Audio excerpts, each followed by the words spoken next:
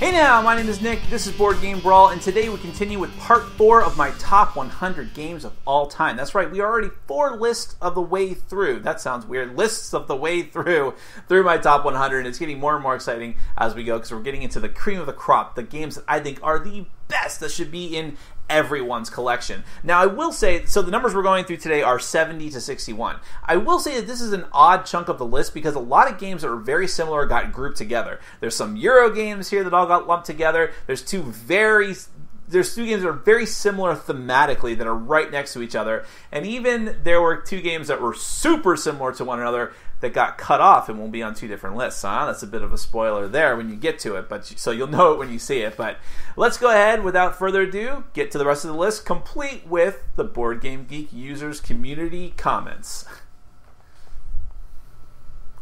My number 70 is Concept from Repos Productions, and I think it's distributed worldwide by Asmodee, maybe. But Concept is a really fascinating party game. It's essentially a board game version of charades, which some people have criticized the game for, but I think it works really well. But essentially, you have this board that has all this different abstract symbology on it. There's just abstract shapes, there's colors, there's more specific symbology that's still very general and vague, like a symbol representing tools, a symbol representing authority or religion, a symbol representing man, a symbol representing woman, historical figure, fictional character, all of these different things. And what you're going to do is you working in teams, which could even be switching teams if you have an odd number of players, which I think is even better. You will draw a clue card and it'll have some statement, phrase, person, something, some sort of idea, a concept, if you will, and you have to try to relay that to the other players without using any words or gestures. You only can use the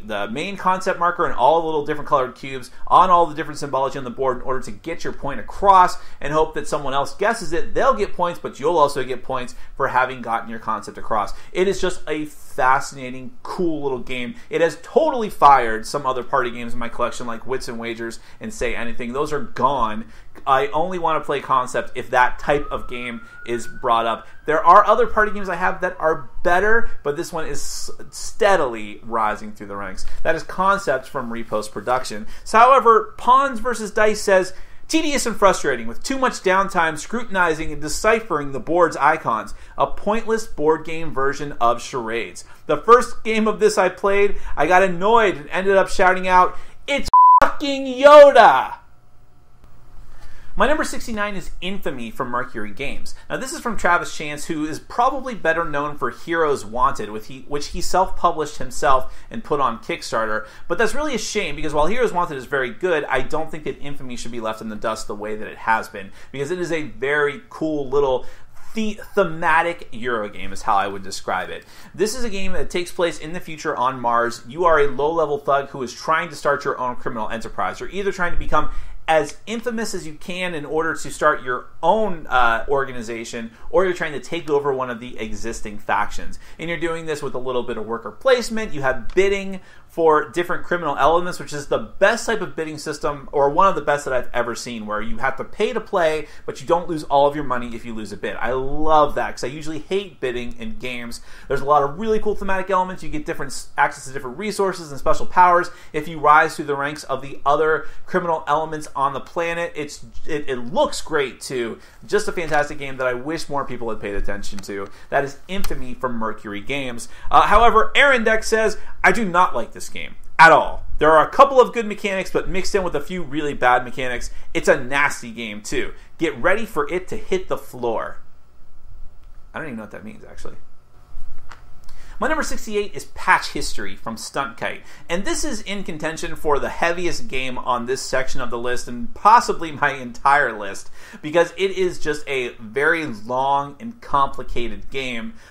But it's a great one. And it really, for a game that's long, complicated, and heavy, for it to end up on my top 100 list, it must be something special, because that's not typically my type of game. And this is a civilization building game that is centered around a gimmick that is awesome.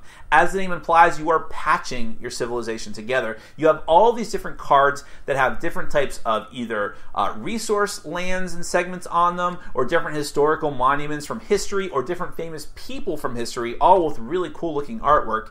that you are literally building and putting together into your society, getting different resources, keeping track of them on different player boards, and trying to get special powers, all but steadily building your engine and rising up in order to get the most victory points possible over these different eras of play. But at the same time, there's a lot of interaction with the other players because you can make trade routes with them, or you can make war routes with them, essentially. And it's not the most streamlined game ever, and there's definitely some clunky bits to it. But man, the central core concept of the game is awesome, and I just have a lot of fun each time that I've played it. That is Patchistory from Stuntkite. However, Jens Hope says, okay, where to begin? I am so f***ing tired of soulless spreadsheet games like this, where I get to spend hour after hour after hour adjusting my little income tracks, all the while being pummeled turn after turn by an opponent who has managed to get a slightly higher military rating than me.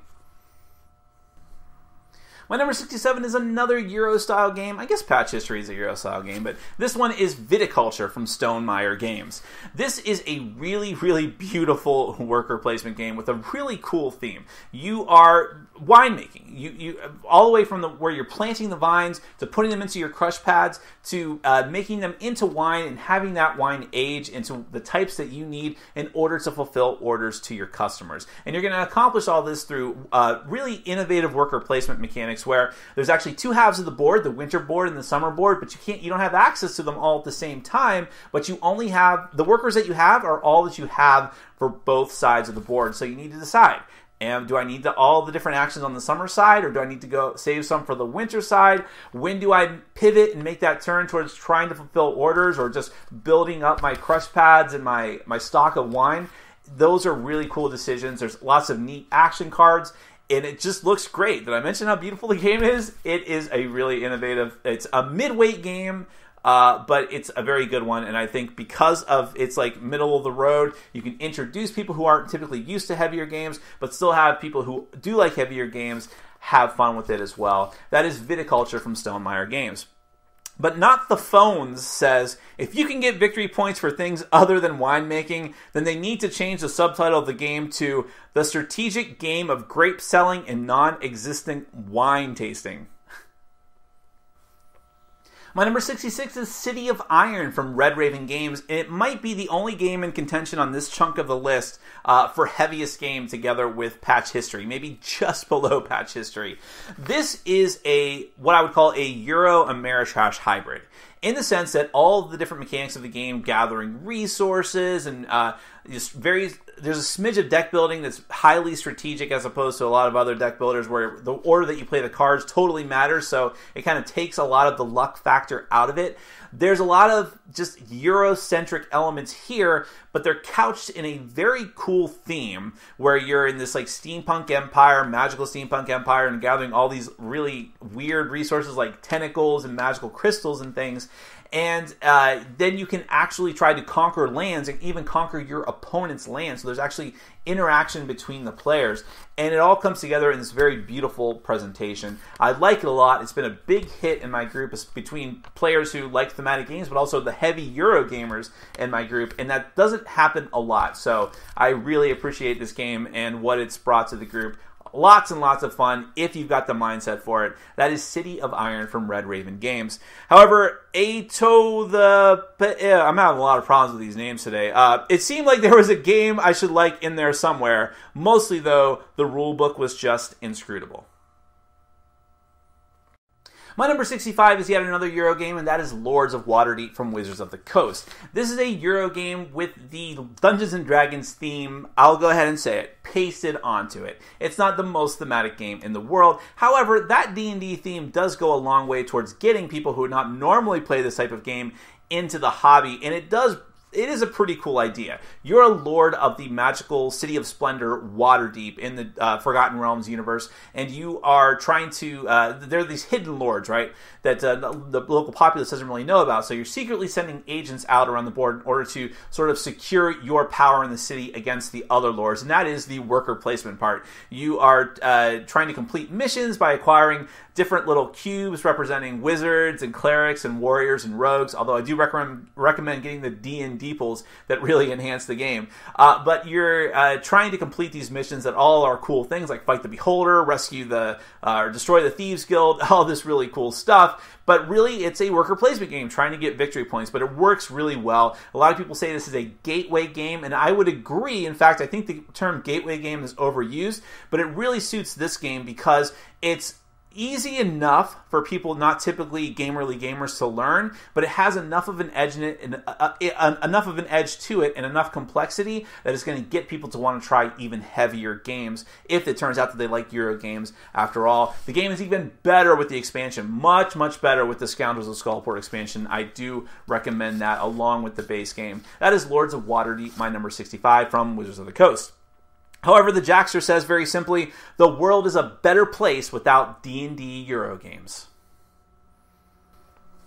My number 64 is Level 7 Omega Protocol from Privateer Press. I've heard some people say this is Alien the board game, and I think that there may be at least one other game that is in contention for that, especially there's legendary alien encounters, but this one really does feel like that at least some of the players are colonial marines going against an evil alien force. But in this case, that alien force is hyper intelligent. The player playing the Overseer is controlling all of these hordes of different alien creatures as let's call them the heroes, go down through this subterranean area. This is essentially a science fiction version of Descent, and it works really well. There's just some really innovative mechanics here. How the different characters, the Marines, the Bravo team, their actions, they can take a lot of different actions during their turn, but every time that they do that, they're adding adrenaline into the pool that the Overseer is going to be able to take and use that as his actions in his dashboard to bring out more enemies, to make them do more and more nasty stuff to the team. And that is a very cool and innovative mechanic. There's all kinds of different scenarios to go through, lots of different tech and items and miniatures. It's just a very cool experience. And it's from the Level 7 line of games. This is actually the only one of them I've played, and I think it's probably going to end up being the best one from what I've heard. But I highly recommend it if you're into thematic, scenario-driven, one versus all Ameritrash games. That's quite a niche genre, but it works for me. That's Level 7 Omega Protocol from Privateer Press. However, let Pete's Wade, these names today, I don't know. If you're going to do a one versus many game and the game is going to be unbalanced, then at least put it in the Overseer's favor. The poor bastard is playing alone without help of any kind, and he's supposed to bring tension to the game. Don't make him feel like an idiot and make his job easier. Well, I told you there would be at least two very similar games lumped up together, and here's the other one. This is number 63, Space Hulk from Games Workshop. Now, I just recently got this game in my collection, and it's one of the Grail games that I wanted for a long time because it was out of print, although most people look at that with a cynical eye because Games Workshop just decides when they want more money to bring this game back in print.